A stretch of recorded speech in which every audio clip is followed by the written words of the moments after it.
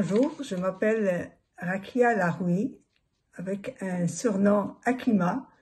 Je vis ici au Canada depuis plus d'une vingtaine d'années. Je suis née au Maroc, je suis une Canadienne d'origine marocaine. Je suis venue ici comme étudiante internationale pour préparer une maîtrise à l'Université de Sherbrooke, ensuite un doctorat à l'Université Laval. Je suis rentrée au Maroc pour enseigner à l'Université de Casablanca et j'ai fait un retour ici depuis une vingtaine d'années pour enseigner dans une université québécoise. Je suis une femme, je l'ai toujours assumé et je suis fière de l'être.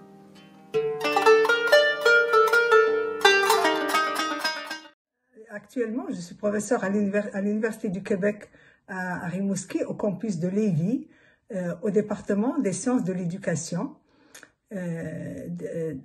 où j'enseigne donc les sciences de l'éducation, mais particulièrement les méthodes de recherche, la méthodologie de recherche en éducation, mais je me suis beaucoup impliquée, non seulement dans le domaine de la recherche, mais également dans la gestion, où j'ai à plusieurs reprises été soit directrice de module, soit membre d'un comité de travail. Actuellement, je dirige le comité des cycles supérieurs qui s'occupe des études et de la recherche en éducation au niveau de la maîtrise et au niveau du doctorat.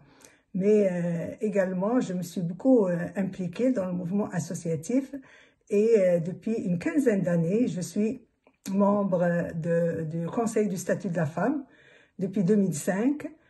C'est mon troisième mandat. Je suis fière parce que j'ai été la première vice-présidente du Conseil du statut de la femme d'origine arabe, d'origine marocaine, qui représente la diversité. Depuis d'ailleurs le Maroc, je suis impliquée et engagée dans le combat pour l'amélioration de la condition des femmes.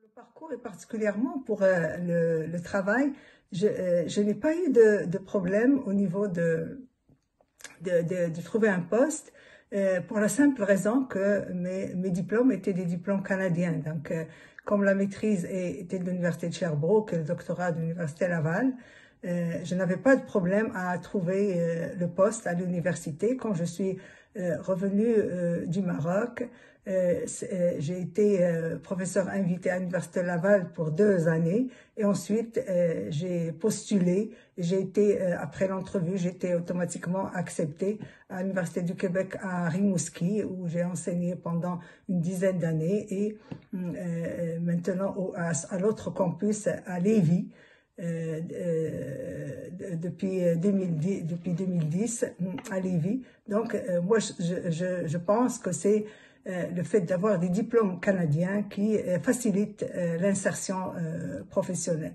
Je suis également très reconnaissante, non seulement à mon pays d'origine, mais également au pays d'accueil, parce que toute mon expérience marocaine a été prise en considération. Donc, les années où j'ai travaillé à l'université marocaine ont été bénéfiques pour acquérir de l'expérience et pour pouvoir, bien sûr, monter dans les différents échelons au niveau de l'université canadienne. J'ai été également valorisée en 2013 comme femme arabe qui a une carrière réussie. En 2016, j'ai été nommée par le gouvernement du Québec comme chevalière de l'Ordre national du Québec.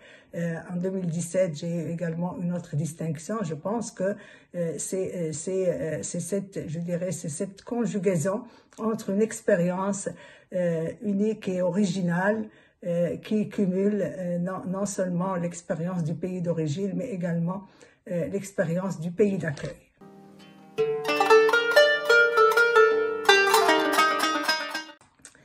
Selon moi, pour bien vivre, je dirais pour bien vivre et s'épanouir dans un pays d'accueil, selon mon expérience, ça reste très particulier, puis c'est très singulier, puis je dirais c'est très subjectif ce que je dis.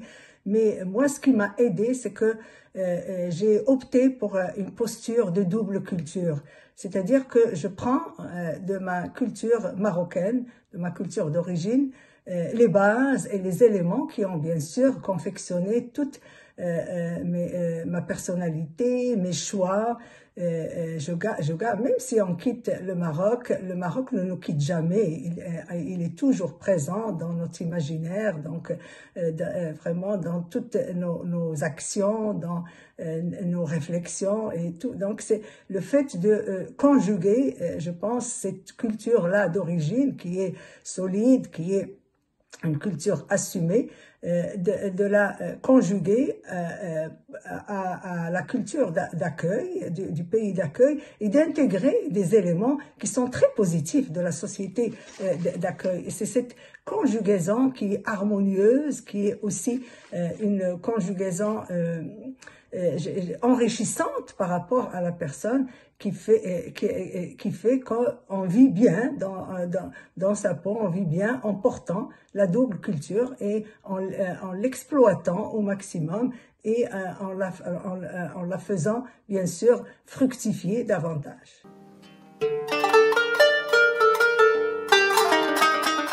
La date du 8 mars est une date importante pour moi.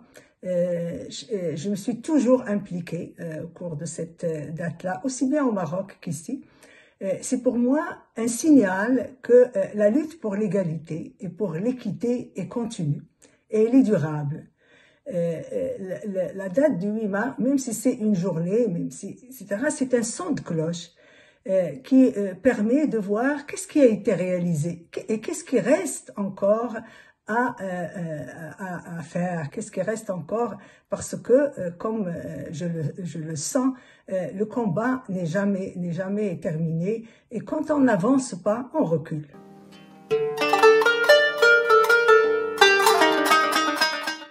Moi, je pense que selon ma modeste expérience, l'atteinte de l'égalité et de l'équité est un objectif continu. Il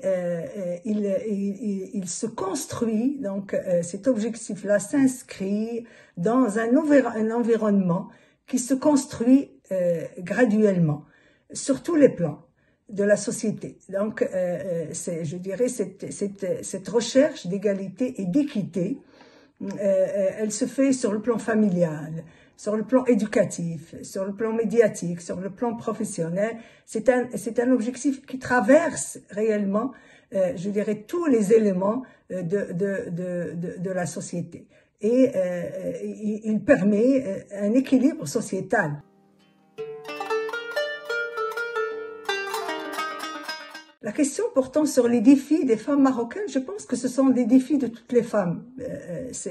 Les défis vont s'inscrire dans un contexte, ils vont s'inscrire aussi bien diachroniquement que synchroniquement, mais il y a des défis généraux de toutes les femmes, à savoir la participation active au développement harmonieux et durable de nos sociétés. Nous savons très bien que le XXIe siècle connaît un éclatement sociétal sur plusieurs niveaux. Les femmes constituent la moitié quand même du globe il faut que ces femmes-là soient impliquées au développement avec les hommes. Ça se fait pas seul, ça se fait avec, de façon constructive, de façon positive. Et ça commence, bien sûr, moi, mon cheval de bataille a toujours été l'éducation. La lutte commence quand l'analphabétisme des femmes. Et je pense que des femmes qui sont instruites, des femmes qui participent, des femmes qui réalisent réalisent des actions dans le développement sociétal, c'est un défi. C'est réellement ce défi-là qu'enfronte tout type de société.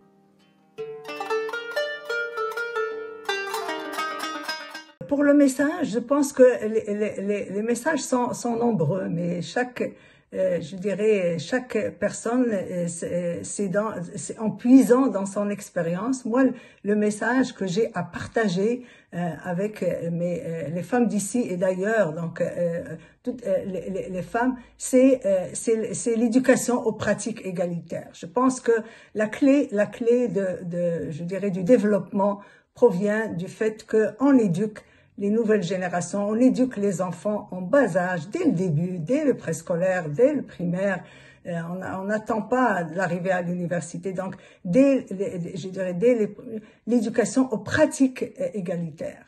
Et l'engagement, donc, pour l'égalité des droits, pour l'égalité des chances, pour l'égalité des responsabilités, pour les femmes les femmes et les hommes avec. Donc je ne peux pas dissocier je dirais le combat des femmes des hommes parce que c'est la société est faite de femmes et d'hommes. Donc c'est réellement c'est un combat continu mais un combat concerté pour un même objectif qui est réellement l'équité. Il faut qu'il y ait que les personnes, peu importe les choix qu'ils vont faire, que ce choix soit personnel, que ça soit un choix qui répond réellement aux besoins de la personne et qu'il y ait une égalité des chances, une égalité des responsabilités, une équité